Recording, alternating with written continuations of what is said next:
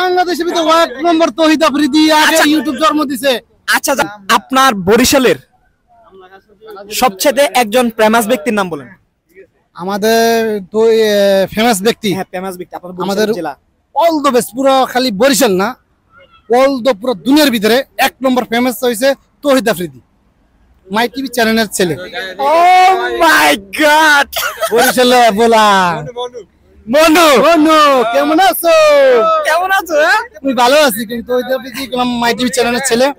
তো আমাদের সব থেকে বাংলাদেশে এক নম্বর ইউটিউবার বর্তমানে। হ্যাঁ বর্তমানে এক নম্বরে না, বর্তমানে উনি এক নম্বর ছিল, বর্তমানে হ্যাঁ এক নম্বরে না, বর্তমানে আছে রাকিব।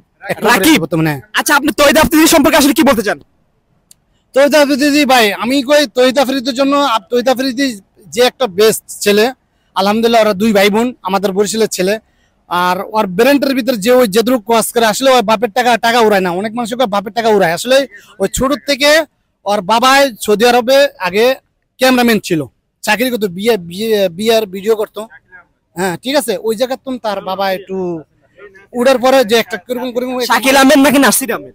না, তার বাপের নাম হচ্ছে নাসির আহমেদ। নাসির আহমেদ। আমি তো এটা তার বাবার, তৌহিদ আফ্রিদির বাবার নাম কি সেটা আমি জানি না। তৌহিদ আফ্রিদি বাংলাদেশের মধ্যে এক নম্বর ইউটিউবার। আচ্ছা যাই হোক, তাহলে আপনি বলতেছেন যে পুরা বরিশাল না, বাংলাদেশের মধ্যে একজন সেলিব্রিটি, সেটা হচ্ছে তৌহিদ আফ্রিদি, রাইট? তৌহিদ আফ্রিদি বরিশালের ভিতরে। হ্যাঁ আচ্ছা যাই হোক, থ্যাংক ইউ সো মাচ।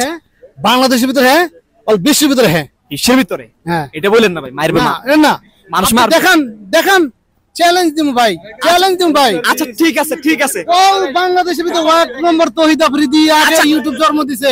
আচ্ছা যাই হোক, গ্যারান্টি দেখো ভাই।